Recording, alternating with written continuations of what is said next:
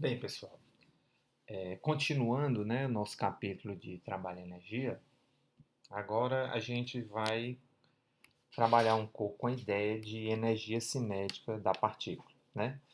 Então, a definição de energia cinética de uma partícula, que a gente chama por K, é um meio da massa vezes a velocidade da partícula ao quadrado, certo? Então, olhando para essa equação, a gente pode compreender que a energia cinética de uma partícula pode variar com a massa da partícula ou com a velocidade. O que a gente tem que ter em mente é que quando a energia cinética varia com a massa, ela varia linearmente, né, diretamente proporcional. Quando ela varia com a velocidade, ela varia com a velocidade ao quadrado, ou seja, mais rápido do que a variação com a massa. Então, para a gente compreender isso, né, a gente tem que ter em mente o seguinte: a energia cinética de uma partícula que possui a mesma massa, mesma velocidade, mesmo que as velocidades tenham direções do movimento diferentes, como a energia cinética é um escalar, essas duas partículas possuem a mesma energia cinética, embora os vetores de velocidade só possuam o mesmo módulo, certo? Como ela depende só do módulo, então as duas massas têm a mesma energia cinética.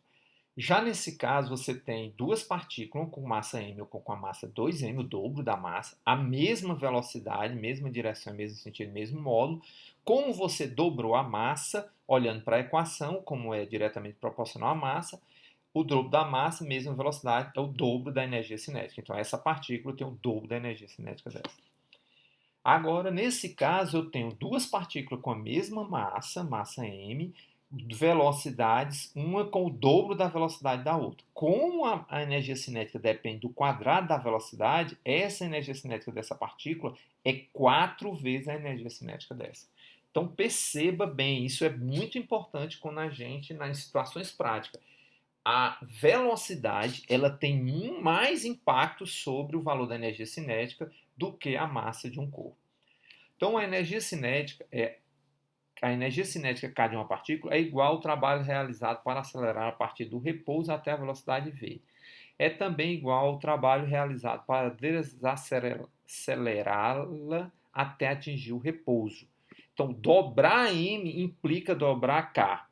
Dobrar v implica quadruplicar k. A energia cinética é uma grandeza escalar que não possui direção no espaço. Ela é sempre positiva ou nula, né? Porque a única grandeza aqui que poderia ter um sinal negativo seria a velocidade. Como está o quadrado em módulo, né? Módulo ao quadrado, nunca vai ser uma energia cinética negativa. Suas unidades são as mesmas do Joule por Newton por metro ou quilograma por metro por segundo ao quadrado. Entenda que essa, essa relação da energia cinética de uma partícula igual ao trabalho realizado para acelerar a partir do repouso até a velocidade v que você possui, tem a ver com um teorema do trabalho-energia, que é um teorema que nós vamos discutir agora mais na frente, né?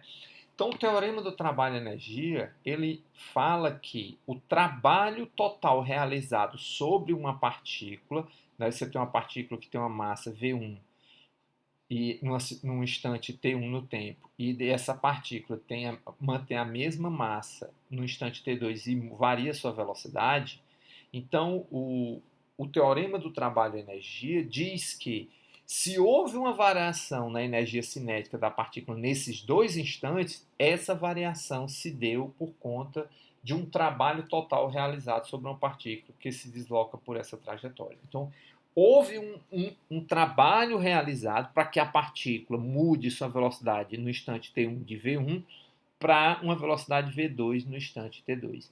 Se você olha para essa equação, que o trabalho total é K2 menos K1, K2 sendo a energia cinética no instante 2, menos a energia cinética no instante 1, né, e você joga esse termo para o outro lado da igualdade, você encontra que K2 vai ser o que a partícula tinha de energia, né, nesse instante aqui. Qual a energia cinética da partícula nesse instante? Vai ser o que ela tinha de energia nesse instante, mais o que foi realizado de trabalho sobre ela. Aí é que a importância do trabalho ser positivo ou negativo, porque se o trabalho for positivo sobre o sistema, ele vai acrescentar energia no sistema.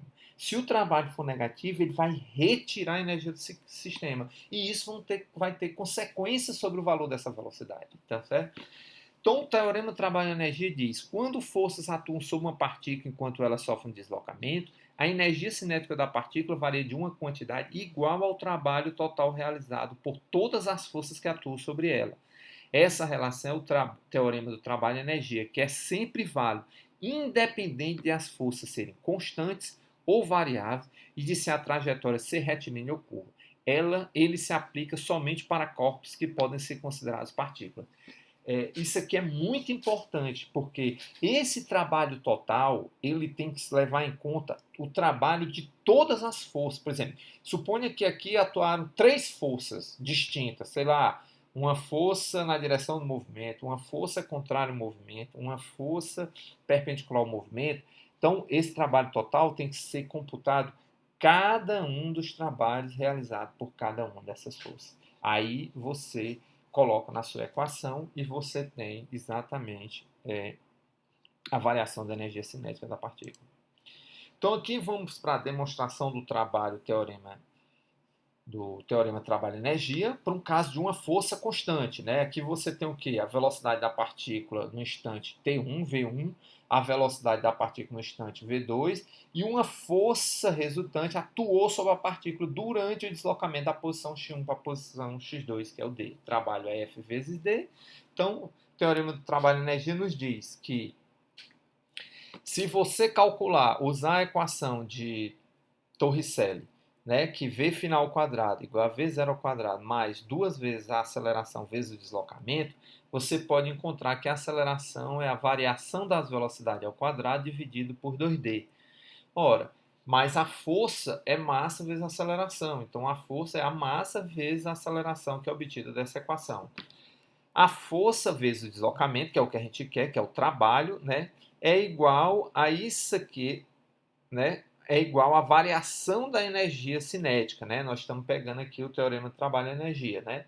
A força vezes o deslocamento é 1 meio de mv final menos 1 meio de mv0 quadrado. Por quê? Porque se eu multiplicar aqui por d, esse termo por d, né, que é o que eu quero, força vezes deslocamento, isso aqui é força, vezes d, eu vou cortar esse d e vou ficar com 1 meio de v final ao quadrado menos 1 meio de v0 ao quadrado. Tá certo? Então, isso aqui, quando eu multiplico por d, esse termo, eu encontro isso. O trabalho, que é força vezes deslocamento, então o trabalho é igual a esse termo, que é 1 meio de mv final, 1 meio de mv0 quadrado. Só que esse termo aqui é exatamente, se você olhar, a cara da energia cinética. Isso aqui é a energia cinética final, isso aqui é a energia cinética inicial. Ou seja, o trabalho de uma força atuante sobre o sistema é igual à variação da energia cinética da partícula, que é o teorema do trabalho-energia. Então, o teorema do trabalho-energia, o trabalho realizado pela força resultante sobre a partícula, fornece a variação da energia cinética da partícula. Aqui entende sobre força resultante todas as forças que estão atuando no sistema. Né? Você pode calcular a resultante dessas forças e calcular o trabalho, ou você pode calcular o trabalho de cada uma dessas forças e fazer o somatório desses trabalhos. O trabalho total realizado sobre a partícula, o trabalho realizado pela força resultante, né? O W total. Aqui é a energia cinética final, a energia cinética inicial. Variação da energia cinética. Perceba que se o trabalho é positivo, total, a energia cinética final vai ser maior do que a inicial e o trabalho é positivo. Se o trabalho for negativo, a energia cinética final é menor do que a inicial e esse termo vai dar negativo. Então, quer dizer, existe uma concordância entre a ideia de que se você faz um trabalho positivo, a sua energia cinética vai crescer. Se você faz um trabalho negativo, a sua energia cinética vai decrescer.